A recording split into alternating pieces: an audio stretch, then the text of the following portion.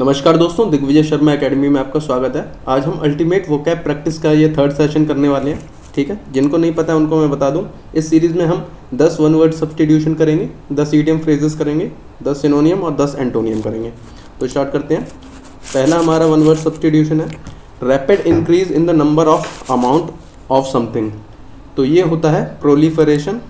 ठीक है, प्रोपेंसिटी होता है जब किसी तरह से कोई बंदा रिएक्ट करता है, मतलब उसकी आदत कैसी है, इट मजाक करता है, कोई ज़्यादा सीरियस रहता है, तो जिस तरीके से बंदा रहता है वो उसकी प्रोपेंसिटी होती है।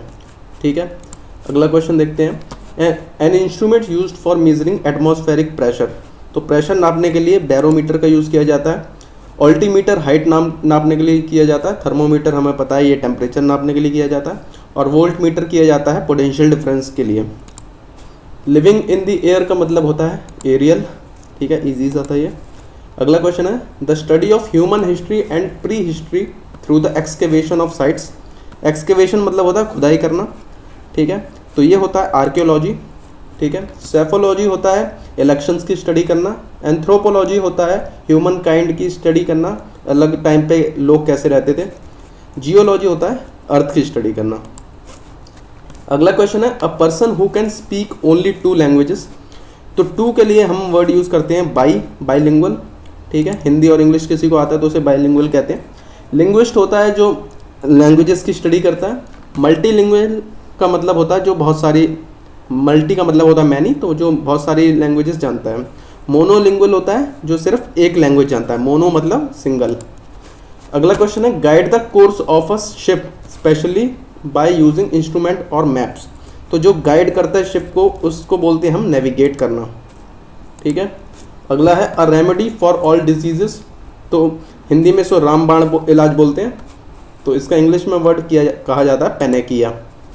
ठीक है, एंटीडोट तब दिया जाता है जब सांप काट लेता है या कोई जहर होता है, तो उसको रिवर्स करने के लिए उसके इफेक्ट को एंटीडोट दिया जाता है। That which can not be heard, तो ये इजी है इनऑडिबल। ऑडियो वर्ड हम यूज़ करते हैं सुनने वाले के लिए। इनविजिबल जो दिखे ना। इनकॉरिजिबल होता है, इनकरेक्टेबल कह सकते हैं इसको, जिसे करेक्ट नहीं किया जा सकता है। इनक्रेडिबल होता है unbelievable. One whose hobby is stamp collection. तो स्टैम्प कलेक्शन जिसकी हॉबी होती है उसको हम बोलते हैं फिलेटलिस्ट। ठीक है, फिलैंथ्रोपिस्ट होता है जिसको पसंद होता है लोगों को बहुत पसंद करता है जो बंदा।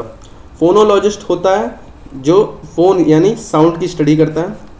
पेंजेरिस्ट होता है जो किसी की तारीफ करता है राइटिंग में या अपनी स्पीच में। अगला क्वेश्चन है one who is in charge of a museum और आर्ट। तो म्यूजियम का इंचार्ज होता है क्यूरेटर। क्रिकेट की जो पिच होती है उसके इंचार्ज को भी क्यूरेटर ही कहते हैं। अगला क्वेश्चन है अनरूली। अनरूली मतलब होता है जिसको रूल नहीं किया जा सकता है, तो ऐसे बंदे को हम डिसओबीडियंट कह सकते हैं। ठीक है, ये इसका सिनोनियम हो जाएगा। जिसको रूल नहीं कर सकते हैं वो डिसओबीडियंट होगा। कोऑपरेटिव वो होगा जिसको हम रूल कर सकते हैं। ये एक रेयर वर्ड है एनयूआई, तो इसका मतलब होता है बोर्डम। ठीक है, अगला क्वेश्चन है हमारा क्लैंडेस्टीन। इसका सिनोनियम बताना है। तो क्लैंडेस्टीन का मतलब होता है सीक्रेट, ऐसे काम करना सीक्रेटली, तो उसे क्लैंडेस्टाइन बोलते हैं। क्लस्टर्ड, ये भी एक इसको रेयर वर्ड कह सकते हैं। तो क्लस्टर्ड का मतलब होता है आइसोलेटेड। अगला वर्ड है हमारा लैकोनिक।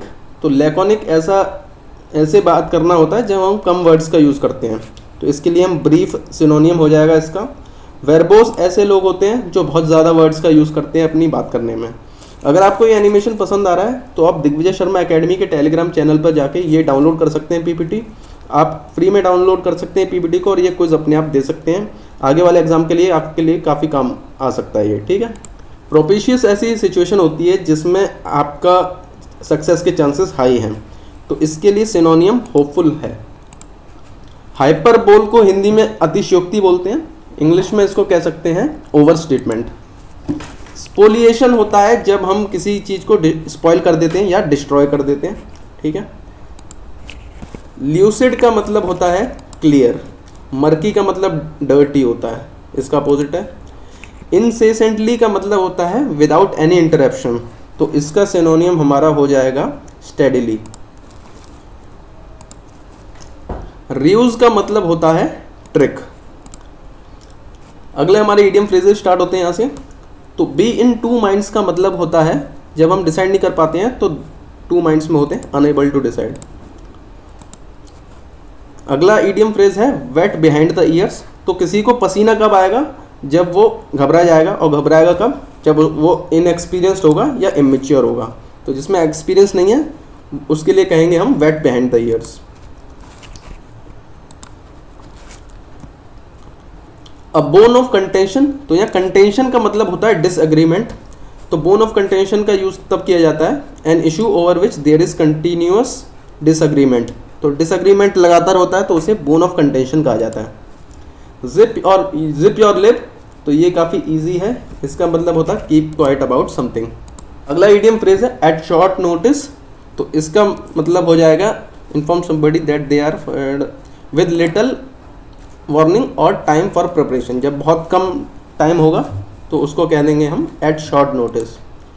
अल्फ़ाबेट सूप ऐसा होता है जब ऐसे वर्ड्स का यूज़ किया जाता है जो बहुत कंफ्यूजिंग होते हैं।